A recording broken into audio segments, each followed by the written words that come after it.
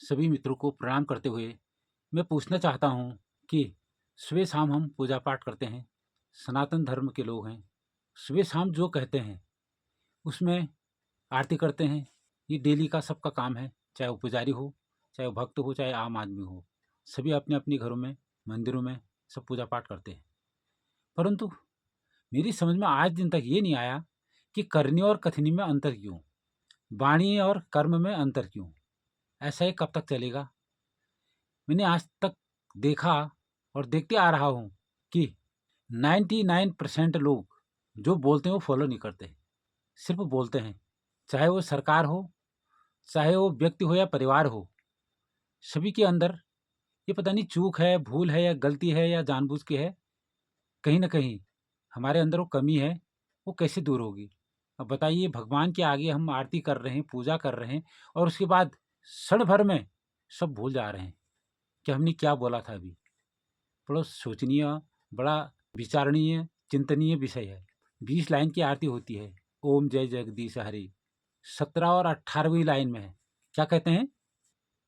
तन मन धन सब कुछ है तेरा, स्वामी सब कुछ है तेरा, तेरा तुझको अर्पण, तेरा तुझको अर्पण, क्या लागे मेरा, ओम जय जगदीश हरे। 2 लाइन इसके बाद और हैं, पर इन्हीं 2 लाइनों में देखिए, हमारा तन भी, मन भी, धन भी सब हमने अर्पण कर दिया। जब सब कुछ उसी का है, उसी ने दिया है, तो उसमें हिचकिचाने और न देने की कोई बात ही नहीं, प्रश्न नहीं उठता। पर होता क्या है, अक्सर आरती के बाद आपने देखा होगा कि उसी टाइम जो है आरती की थाली आती है और उसमें आरती में पैसा रखते हैं, अक्सर लोग रुपया रखते हैं, जो भी अपने पास उपलब्ध है उसको रखते हैं। पर उसी टाइम हम भूल जाते हैं कि हमने क्या बोला, क्या वायदा किया, क्या हम कह के आ रहे हैं। मैंने अक्सर देखा है, पहले मैं भी ऐसे ही करता था, पर अब नहीं करता, कि बटुए के कोने में जेब को टटोलेंगे, यार कहीं कोई सिक्का तो नहीं पड़ा हुआ है 1 रुपये का। अगर सिक्का पड़ा होगा तो झट से उसी उसी पे आ जाएगा, उसको निकाल करके थाली में रख के और बिल्कुल आरती ले लेंगे। नहीं, आप ही बताइए, होता है नहीं होता ऐसा? या फिर 10 रुपये का नोट दे देते हैं। अब 2 का 5 का तो चल ही नहीं रहे हैं, उनको भी देते, पर 10 रुपये का, और 10 रुपये का नोट देंगे, वो भी कैसा? जो सबसे बेकार होगा, सड़ा गला टाइप, मतलब ऐसा होगा कि वो न चलने लायक होगा, मैला होगा, कहीं फटा-फूटा होगा, वो भी उन्होंने कहा यार भगवान के दरबार में भेंट कर दो चल जाएगा। आप ही बताइए, हम अच्छा पहनने के लिए हमारा मन करता है, अच्छा खाने के लिए हमारा दिल करता है, भगवान को भोग लगाते हैं, कहते हैं भैया सबसे पहले भगवान को दो, भोग लगाओ, अच्छा-अच्छा दो, अच्छा बनाओ, तब भगवान को भोग लगाओ। वहाँ तक तो बात ठीक है, समझ में आती है। पर ये समझ में नहीं आता है कि भाई वो जो नोट हैं वो कहाँ से आए? मेहनत आपने की, पर जो आपके पास हैं तो कम से कम उसमें से अच्छा निकालो ना, ज़्यादा निकालो, अच्छा निकालो। पहले पहले तो हमने झूठ बोल दिया पहले कि सब कुछ तेरा ही है और तेरा तुझको अर्पण, तन भी, धन भी, मन भी, सब कुछ। न तो हम मन से पवित्र हैं, मन में भी कहीं मैल है, न तो हम शरीर से, इस तन से जो कोई सेवा कर पा रहे हैं, वहाँ भी कामचोरी करते हैं। और जहाँ धन की बात है, तो वहाँ फिर नोटों को दुबक के रखते हैं, दबा के रखते हैं और फिर कहीं कि यार मैं 100 रुपये तो ज़्यादा हो जाएँगे, 50, 50 पे 10 पे आएगा, वो कहेगा नहीं यार अभी सिक्के से ही काम चलाते हैं। तो ऐसा क्यों? मेरी समझ में नहीं आती है कि ऐसा कब तक चलेगा। और इसीलिए मैं तो कहता हूँ, जिस दिन हमने निस्वार्थ भाव से सेवा करना, दान करना, देना सीख लिया ना, जीवन सुधर जाएगा। जबकि कहा भी गया है कि कमाई का 10वाँ हिस्सा मैं तो अलग रखता हूँ। कमाई तो वैसे है नहीं, नौकरी-चाकरी तो है नहीं, पर जो भी मेरे पास पैसा आता है उसका 10वाँ हिस्सा, एक आपको भी एक एडवाइस देना चाहूँगा, अनुरोध करना चाहूँगा, अपने बच्चों को भी बताइए कि जो जीवन में आप जो भी कमाते हो, दिन की आपकी मज़दूरी है, दिन में आपकी जो सैलरी है, पर डे का है या मंथ का, जिस हिसाब से भी आप करना चाहें, 10वाँ हिस्सा तो ज़रूर निकालिए। अगर नहीं निकालते हैं, तो कहीं न कहीं वो डॉक्टर बन के, चोर बन के, किसी न किसी रूप में वो चला जाएगा।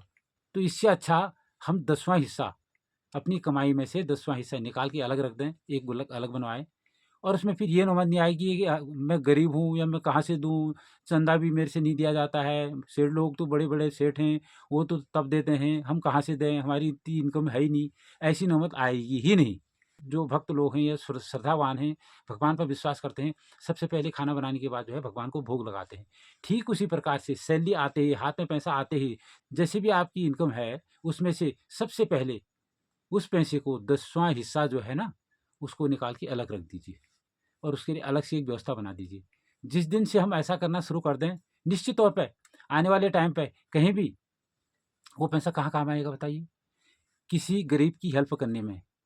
उस पैसे से हम बड़े से बड़े भंडारे को भी कर सकते हैं, सेवा कर सकते हैं और छोटे से छोटे कार्य को भी कर सकते हैं।